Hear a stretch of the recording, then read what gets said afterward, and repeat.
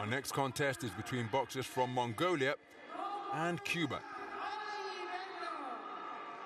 So approaching the boxing ring is 29-year-old Beknur Khali from the Mongolian capital Ulaanbaatar. Reigning Mongolian national champion. His opponent is the talented 21-year-old Fernando Alejandro Arzola. Comes to the ring as the World Championship silver medalist.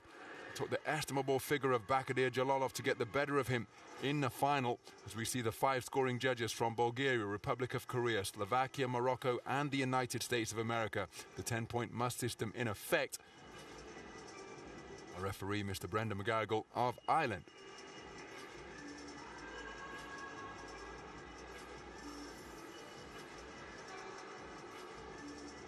So there a look at the previous results. Elroy Janot Charles disqualified the man from Dominica. For Fernando Arzola, a unanimous point decision victor in the round of 32 over the man from Mexico. 34 boxers making up the 92-kilogram plus bracket. So the majority of guys beginning their tournaments in the round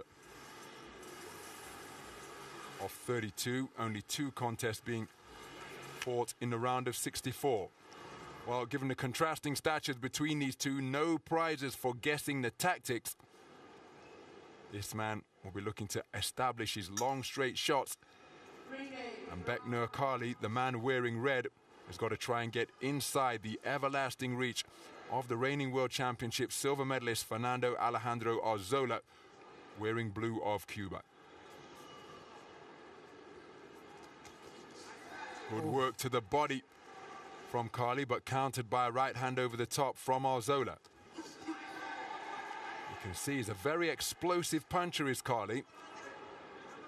Able to get from beyond range to within range, but look at that for a counter combination. Arzola with just a half step back to make his man fall short, and then served up a 4-5 piece combination of hooks and uppercuts in between and around the guard. Wonderful shot selection and punch picking from Arzola.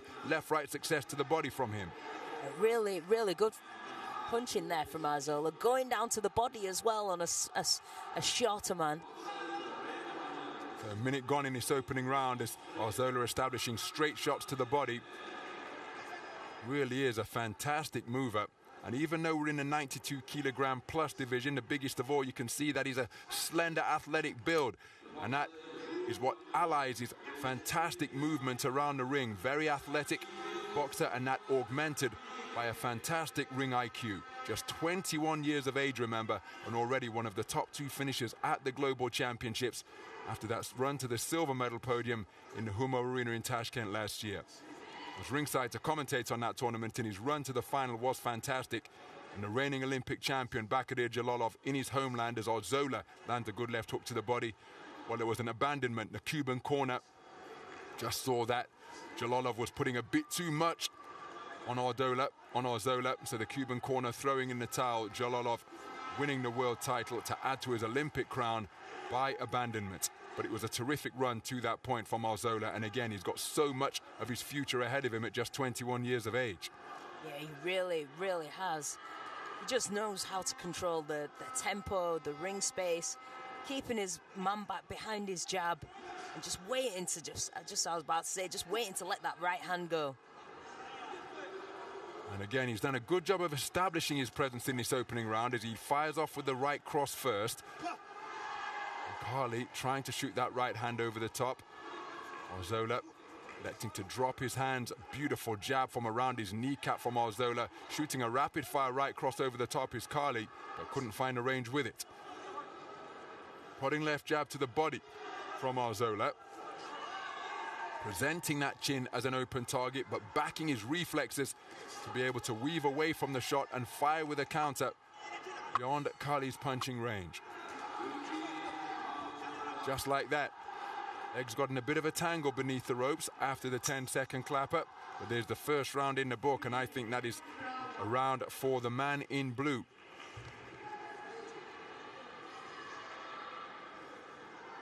There's confirmation. All 5 judges scoring in favor of Fernando Arzola in that first round. Really good work there from Arzola, just moving around the ring, controlling everything, the pace of the bout, with behind his jab, and not really giving Khali much success at all, as he just tries to swing there, and he's just countered with an uppercut right hand from his Cuban opponent in blue. That's proven to be very elusive in that first round. So electing to remain on his feet to receive the instructions. What type of adaptive strategy can Khali bring to the ring? So into the second round then, it's begun with a sporting touch of gloves as Arzola getting to work behind his lead left stick. Khali adopting a low-held guard here now, trying to bob and weave his way inside. Scores with a good right hand to the body, and perhaps that will be a profitable area of investment. Then Arzola backs him up behind a stiff double left jab, turns down with a left hook to the body. Good variety being shown, and then another ramrod left jab cracked out twice in quick succession from Arzola. Really commanding and controlling the distance in the first 40 seconds of this second round. Another left jab.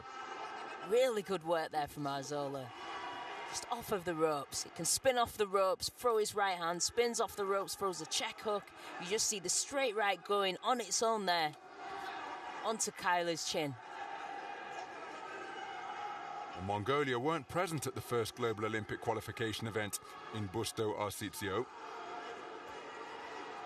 So this the second attempt to qualify for Khali, having competed in the Asian Games where he lost at the quarter-final stage. Again, beautiful movement off the ropes to make Khali miss. Khali trying to dial up the aggression, but remember, it has to be effective aggression. And Arzola, again, is such a deterrent in that lead left hand. Can see Khali trying to think his way into range, but while he's thinking and trying to generate that attack, boom, another left jab will disrupt his position, disrupt his thought process, and he's got to overcome inertia and start again. So can he start to utilize head movements to avoid that lead left stick? Yeah, Arzola's just not giving him any opportunities. He just looks so comfortable in there. At points, he's dropping his hands. He's just moving and dancing around his opponent. So a minute remaining in the second round. Oh, but there's a left hook which just disrupted the boxing stance of Arzola. Beautiful left jab once again, and it's a single, and it's coming with it's not being telegraphed at all. There's no disguise on it. It's just out and back to the position in the same manner. No tell from Arzola as he bends his back like a limbo dancer to put his head way outside of the top rope. Got himself in a bit of a tangle, and again, given his comparatively slender physique, he would want to avoid contact and not get into wrestling matches with the more compact, muscular super heavyweights of his weight class. Left jab on the resumption once again. Khali just running out of ideas, I feel now. He's not really throwing anything. He's just stood in front of Arzola, just wondering, I guess, what more can he do to catch his opponent? And again, the jab not coming in combination fashion, such as the amount of time in between them, but it's being pushed out consistently and on a herky-jerky rhythm, and it's just continually cracking into the visage of Beknur Khali, and he's used that lead left hand to control the second round beautifully. Look at the contrast in body language as they headed back to their respective corners. This man was positively skipping, and it was a weary-legged walk back to the red corner from Khali, as if to say, what can I do to evade that lead left jab? It has seen Arzola box his way to a second unanimous verdict in this contest. He leads by 20 points to 18 for all 5 judges. Really good boxing there from Arzola. Just whenever he wanted to punch, he could punch. He was dancing, he had his hands down. He's really in control of this fight. And Khali is struggling to even just land one punch. You just see there, Arzola just blocking, weaving, bobbing, moving, and leaning back on the ropes. Yeah, I've always wondered, Ron, what it must be like to be able to just lean back on the top rope and chill out. We'll get you a scaled down ring, Nicholas, so you can experience that feeling. Yeah. You did pretty well inside a conventional ring. Don't need me to tell everybody. Double Olympic champion Nicola Adams alongside us, providing expert analysis and co-commentary as Arzola working that lead left hand like a trip hammer at the start of round number 3. Young man I first commentated on at the AIBA, at the World Youth Championships in Kielce in Poland. That was in something of a bubble in 2021. Came away with a bronze medal finish, did Arzola. And again, it's such a wonderful privilege to see boxers at the youth level in the Youth Olympic Games and World Youth Championships, and the progression that they go on to make in the senior ranks. And he has made a seamless transition. You consider bronze medalist in 2021 at the World Youth Champs, and at the 2023 Senior World Champs, he comes away with a silver at super heavyweight. He's now turned southpaw, now back as an orthodox boxer. But Khali, while he's on the edge of range and on the edge of this contest, and Arzola really enjoying himself here now. And Khali has got to come up with some type of answer to the puzzle that he's being posed with. But the head movement, there's a right hand over the top. But he's going to need more than that, and he's just damage in the form of a swelling appearing around the right eyelid of Khali, and that could render him unsighted to the left jab that is being cracked in. As I say that, Arzola's turned southpaw and poking him with the lead right stick from the port-sided stance.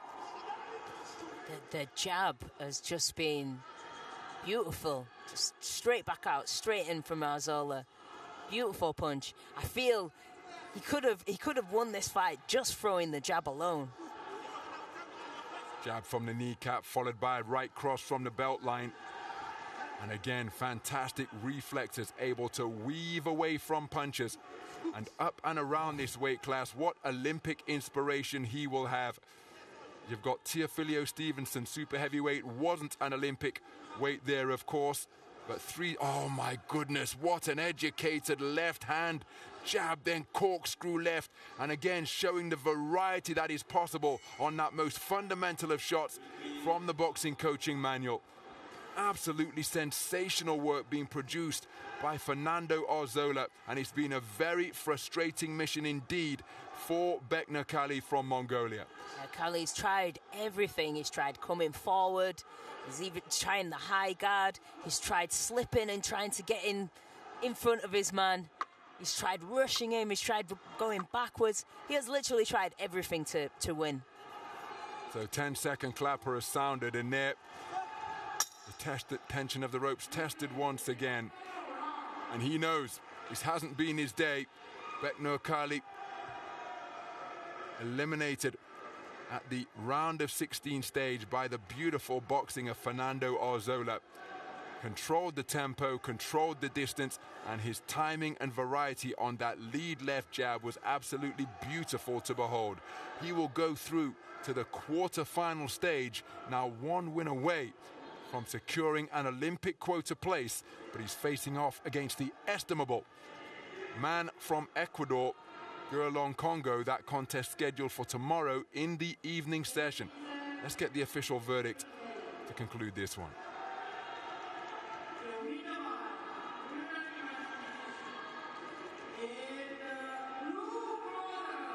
So there is confirmation of a unanimous points decision victory for Fernando Arzola, the reigning World Championship silver medalist, through to the quarter-final stage, almost at a canter. And that is with no disrespect intended in the direction of Beknur Khali, because he tried absolutely everything, but he simply could not deal with the jab, ring generalship, and IQ of Fernando Arzola. Never stopped competing, never stopped trying, but every time he went to get inside the reach, he paid the price of being poked with a left jab or a straight shooting right cross. Very good display indeed from Arzola.